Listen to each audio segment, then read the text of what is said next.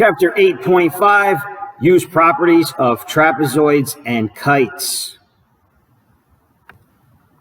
All right, it says a trapezoid is a quadrilateral with exactly one pair of parallel sides.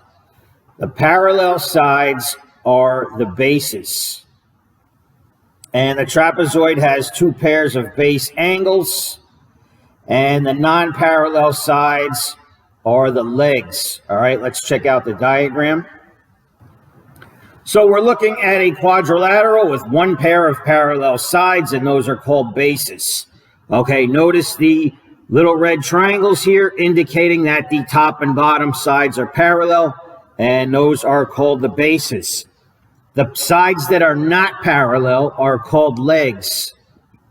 All right, and these angles here, and here, and here, and here. I'm not trying to mark these angles congruent. Okay, we'll get into that later. Okay, but these four angles are called base angles. Example 1, show that ORST is a trapezoid. Let's take a look. All right, so here's our diagram, and we can see that this side and this side are clearly not parallel, but we want to try to prove that this side is parallel to that side. All right, so we just have to find the slopes. We know the formula for slope is going to be y2 minus y1 over x2 minus x1. Okay, change in y over change in x. So for the one on top, I'll label that M1, and subtracting the y's, we have 4 minus 3, and you want to do the x's in the same direction. We have 2 minus 0. Okay, 4 minus 3 is 1, 2 minus 0 is 2.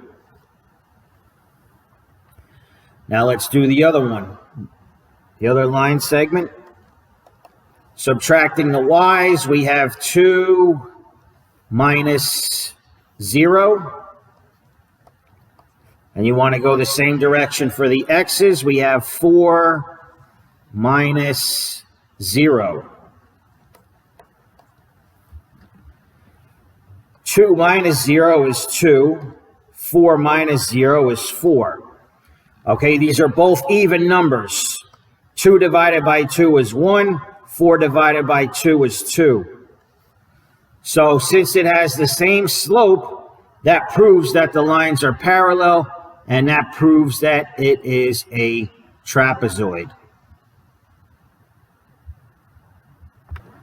Now, I just want to mention in their example, they also did the slopes of that line and that line, just to prove that they are not parallel.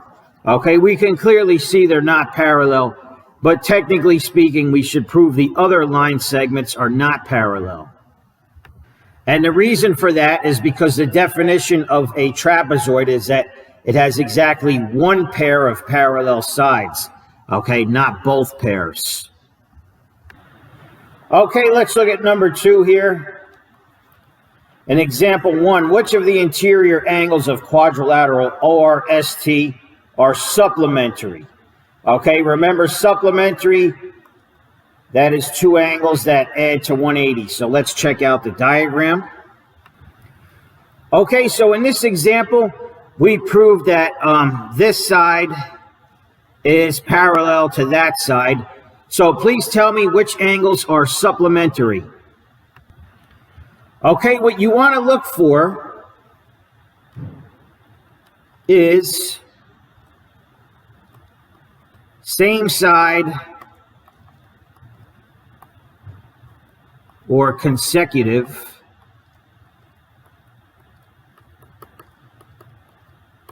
interior. All right, so on this side of the trapezoid, we can use, I'll make this a little bigger here. we can use this line right here as the transversal T. Okay, that's cutting the parallel lines. So that would make this angle and this angle same side supplementary. Okay, so this is angle O and this is angle R. So the first ones that are supplementary, angle O and angle R. All right, and then on the other side, we can use this right here as the transversal. Okay, it's cutting through the parallel lines. Same side interior is going to be angle S, and right here, angle T. So angle S and angle T. So these two are supplementary, and so are these two. So if the legs of a trapezoid are congruent, the trapezoid is an isosceles trapezoid. Remember, the legs are the sides that are not parallel. So see right here, we have the top and bottom are the parallel sides, and the sides that are not parallel are congruent. That makes it an isosceles trapezoid. Okay, if a trapezoid is isosceles, then each pair of base angles is congruent. Let's take a look.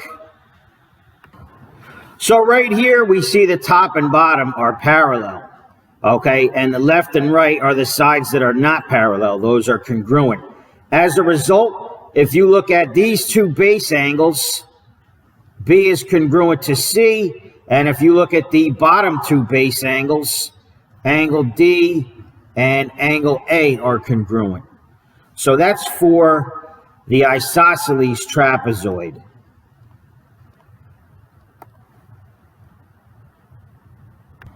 And the opposite is also true. If a trapezoid has a pair of congruent base angles, then it is an isosceles trapezoid. So see, it only needs one pair of congruent base angles. So here they showed the parallel sides, and they showed A congruent to D.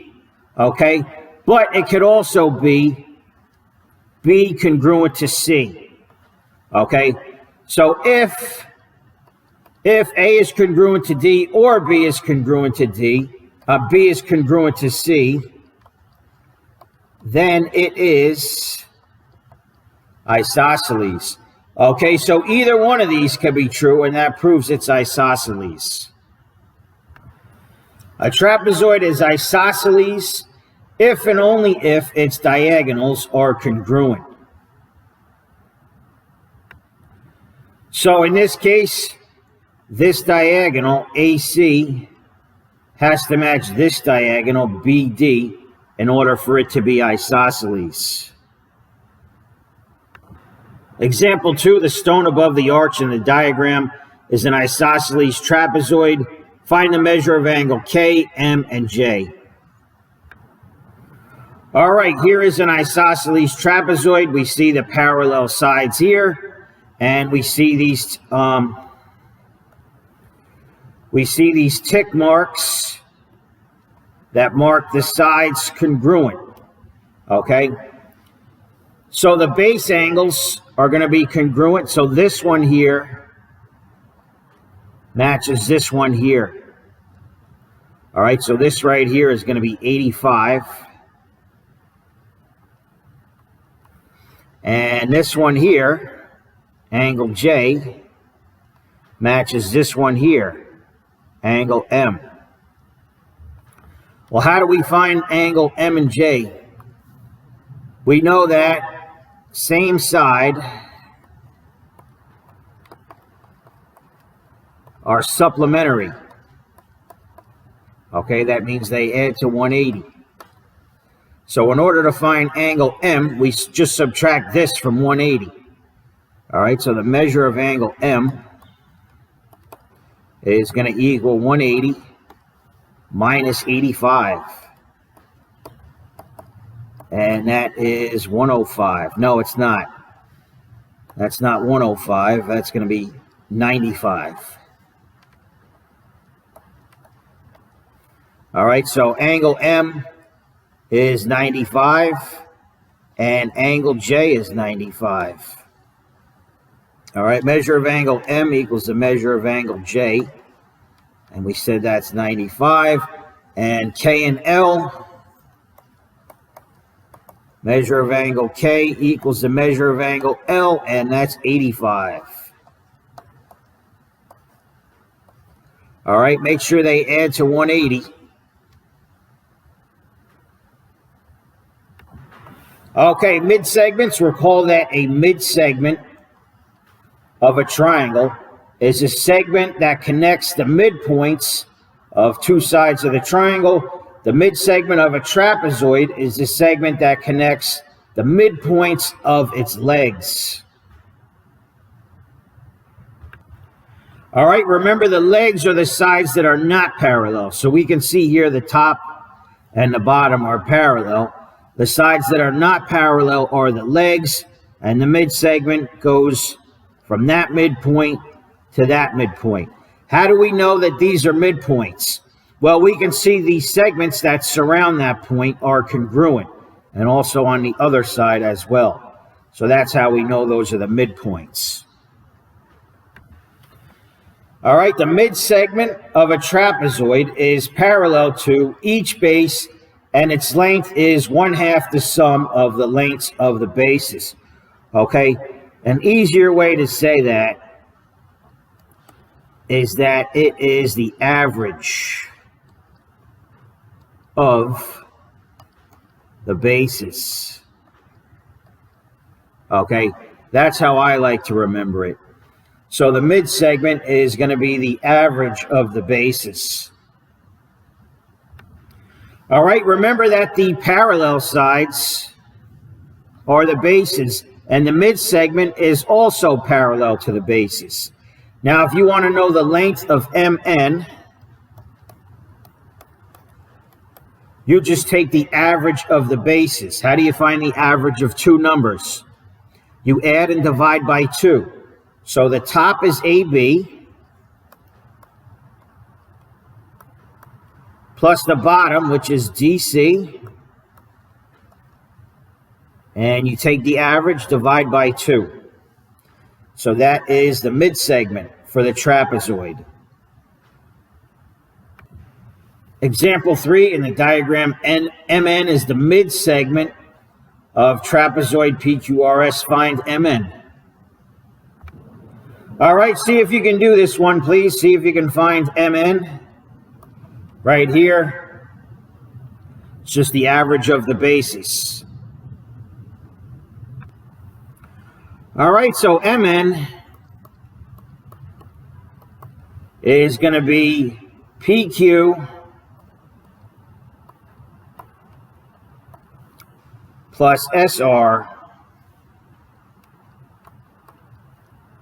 divided by 2. All right, the average of the bases. PQ is 12, SR is 28, divided by 2. 12 plus 28 is 40, divided by 2 equals 20. So this right here is 20 inches.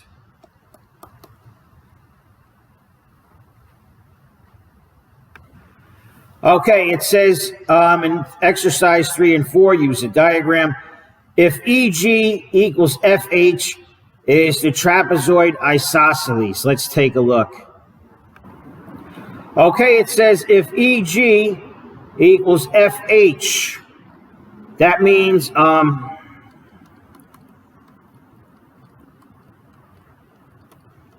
the diagonals are congruent and the trapezoid is isosceles. Okay? It needs to be given in the first place that it is a trapezoid in the first place. Okay, notice the question said, is trapezoid EFGH isosceles? All right. Now, there's other quadrilaterals that have diagonals congruent, but they already established that this is a trapezoid. Once we establish that and the diagonals are congruent, that proves the trapezoid is isosceles. All right. Something can be a rectangle. Okay, that is not a trapezoid. However, the diagonals are congruent for a rectangle. Okay, so just because it has congruent diagonals doesn't prove it's an isosceles trapezoid. You first have to say that it is a trapezoid and then prove it's isosceles by way of the diagonals being congruent.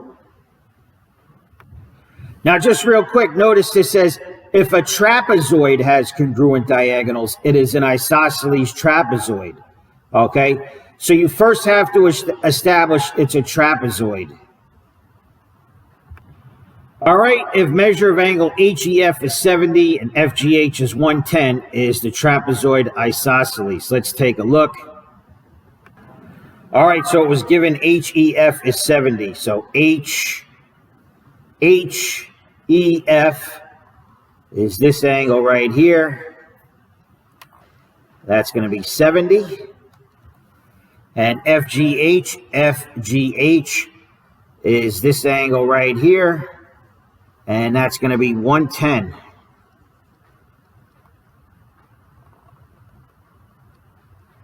They want to know, does that prove it is isosceles? Think about it, please.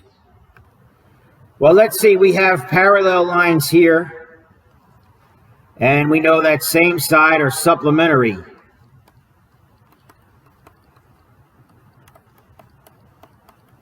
All right, so this angle right here is just going to be 180 minus 110.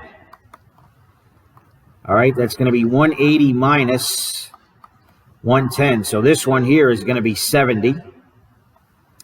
And this one right here is going to be 180 minus 70.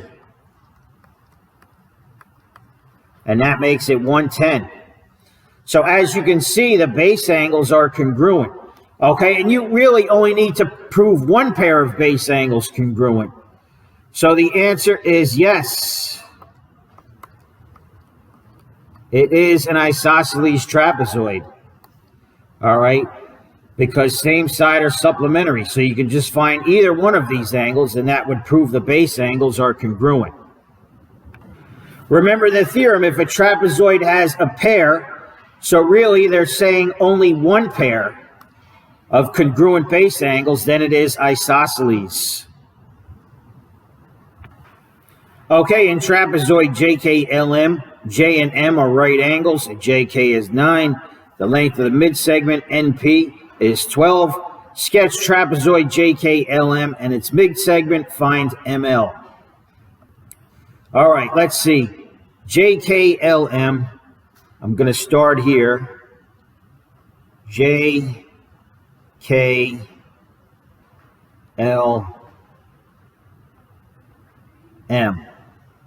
All right. So before I close this off, JKLM,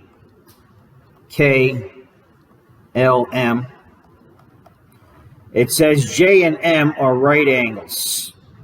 So I'm going to draw this as a straight up and down line and make these right angles. Okay. JK is 9. And the mid-segment NP is 12. So I'm going to draw that in a different color. All right, mid-segment NP.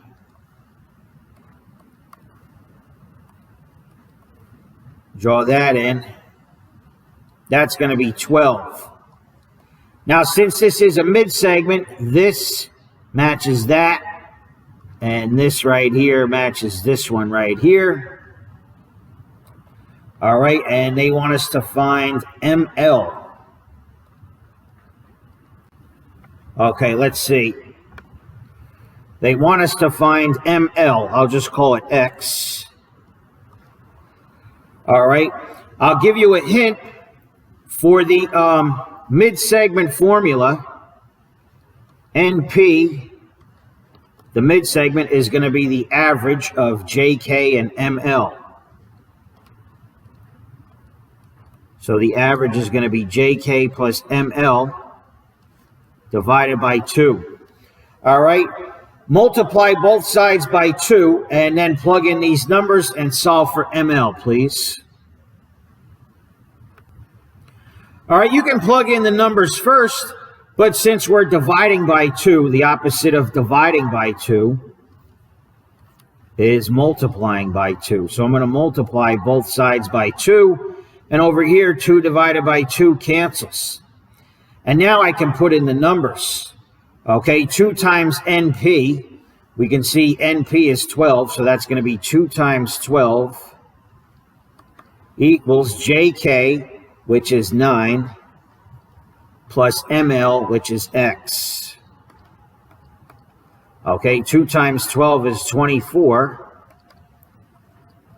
and that equals 9 plus X. Solving for X, we just do minus 9 on both sides. Okay, 9 minus 9 cancels. And 24 minus 9 is 15. And you bring down your X. That equals X, but we said X is ML. So ML is 15. All right, so that's how you would work backwards on that type of problem. You just multiply both sides. You write the formula and multiply both sides by 2 to get rid of the 2 in the denominator.